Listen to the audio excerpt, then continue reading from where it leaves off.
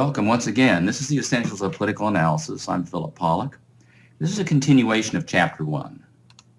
We talked earlier in an earlier presentation about conceptual definitions, clarifying a concept, writing a conceptual definition.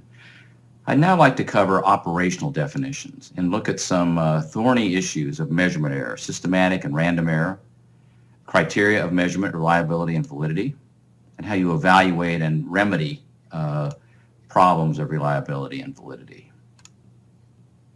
Operational definition. An operational definition completes the bridge between concept and measurement.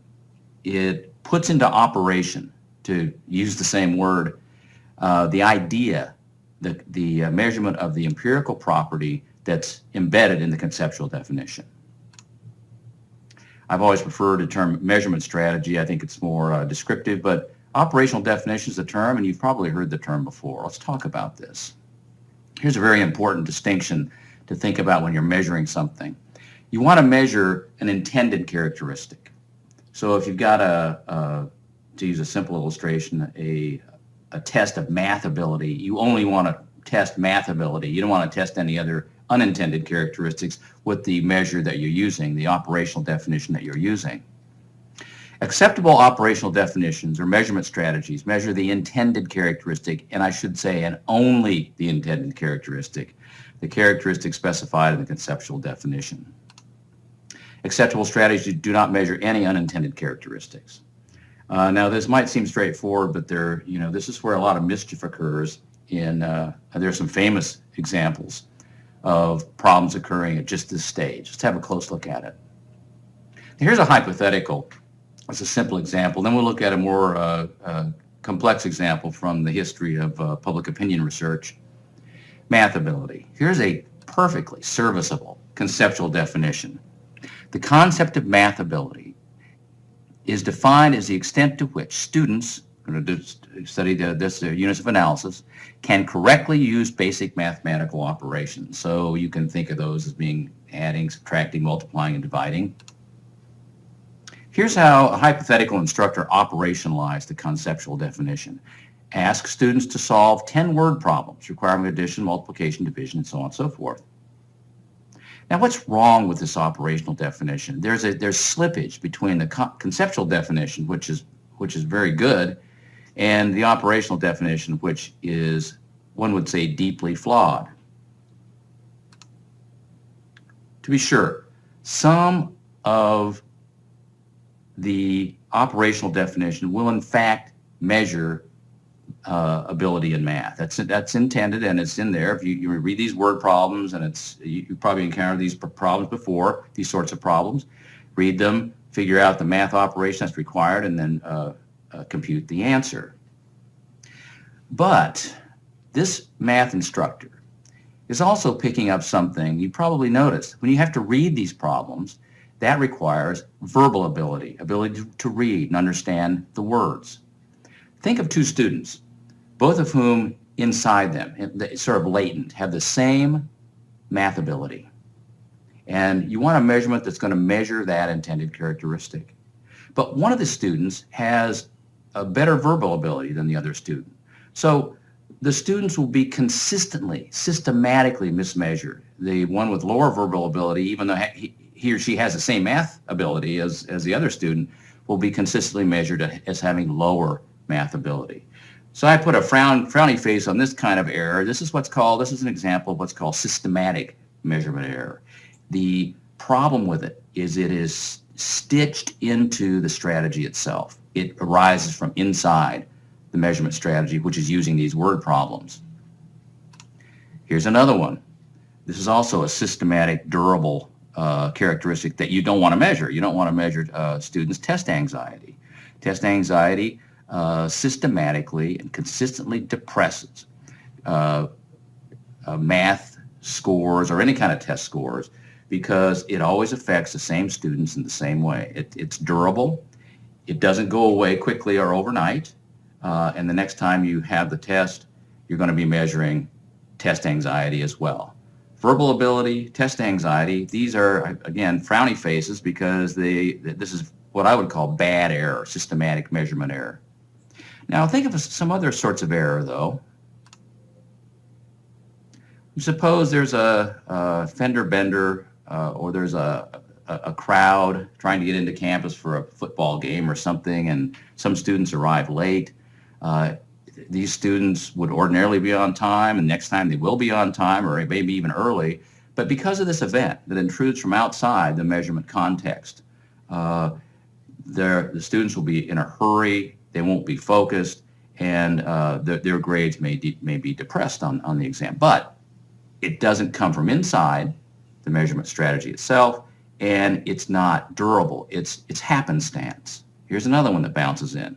It might be commotion outside the classroom or out in the hallway. Uh, uh, some students may be ill or tired. You've done this before. We've been you just haven't felt well. The next day or the next week, you feel perfectly fine. But these factors create noise in a measurement. They create random measurement error that doesn't inhere in the measurement strategy itself, but intrudes from outside. That's a key distinction. There's two kinds of unintended characteristics.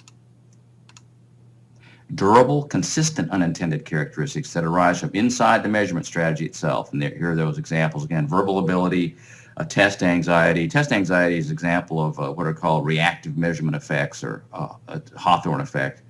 That one arose in I think it was the Human Relations School of Occupational Psychology found that, when people know that they're being measured, they perform a lot differently from when they don't think they're being measured. These are durable, consistent, unintended. Other factors are temporary and inconsistent unintended characteristics that intrude from outside the measurement strategy. These aren't part of the operational definition. They just create noise and randomness, happenstance, that inconsistently affect different students' performance on this hypothetical math exam. All right, with these two kinds of unintended characteristics in mind, we can begin to talk about relatedly two kinds of measurement error. Systematic error, systematic measurement error, consistent unintended characteristics. Factors that do not change over time, change slowly if at all. Arise, I keep emphasizing this point because this is key, arise from within the measurement instrument itself. You can't, you have to completely reform the measurement instrument in order to get rid of these sources of systematic error. They always affect the measurement in the same way. Think about systematic error. We might realize we have some systematic measurement error, but we almost never, in fact, I'd have to say we never know to what extent it's affecting a measurement. To take an example of a systematic error that is how it's affecting your measure. I mean, if you were to measure, say you weigh your dog, how do you get an accurate measurement of your dog's weight? Well, you get on the scale, weigh yourself, then you pick up your dog and stand back on the scale and weigh you plus the dog. And of course, the amount of systematic error that you've introduced. It's your weight. So you just subtract that bias or that systematic error out and you have the weight of your dog. The reason I'm using this whimsical example is to illustrate that in almost all of the cases, we don't know how to estimate the size of systematic error. That's what makes it so pernicious. All right, good error. We've always got some random error in here. Inconsistent unintended characteristics. Temporary or idiosyncratic. Intrude from outside the instrument. Do not affect the measurement in the same way every time. A student who's ill, now their score is depressed. Next time they feel well, their score is enhanced. So there is this, again, noise-like quality to random error. It doesn't have a consistent systematic effect.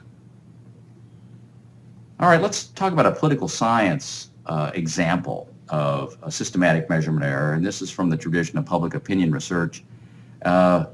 Scholars beginning after World War II, you go back to the 1950s, became very interested in political tolerance.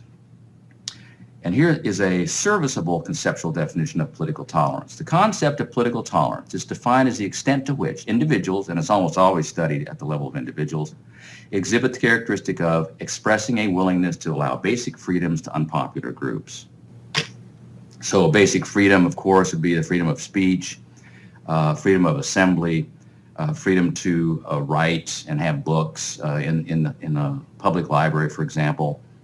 You can think of how you would concretize or come up with the concrete measures of basic freedoms. And here's an early way that it was operationalized. This definition was operationalized. This is the Samuel Stover tradition in public opinion. Ask respondents a series of questions that gauge whether they believe basic freedoms and procedural safeguards should be extended to communists, atheists, and socialists. This was, again, the traditional way of measuring political tolerance. Unpopular groups, to what extent do people extend freedoms? For example, here's a Stover question, measured tolerance.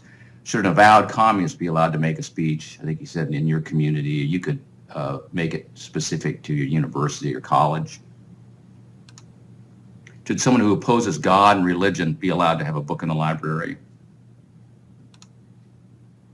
For example. All right, what's wrong with this measurement strategy? I mean, the one thing we came to realize about this was there are two referents in these questions on tolerance. One, of course, was tapping some amount of political tolerance. I mean, obviously, if you're willing to extend basic freedoms to all groups, then you would be measured as having tolerance. But some amount of the measurement was tapping ideological leanings or sympathies. I mean, imagine if you are a communist, you can't by definition tolerate communists because you are one. You know, a later measurement specified that tolerance implies that you object to a group. You can't tolerate a group that you don't object to by definition. So this measure was reformed by John Sullivan and his associates later on to allow the respondent, him or herself, to pick a group that they find distasteful, that they dislike, and then ask those tolerance questions about that group. Allow respondents themselves to identify groups they dislike. That untethers the measurement from an ideological target and allows the respondents themselves to anchor their thoughts of tolerance toward groups that they personally do not like. And so it purged the earlier measure of its systematic bias, systematic measurement error, which was also picking up ideological leanings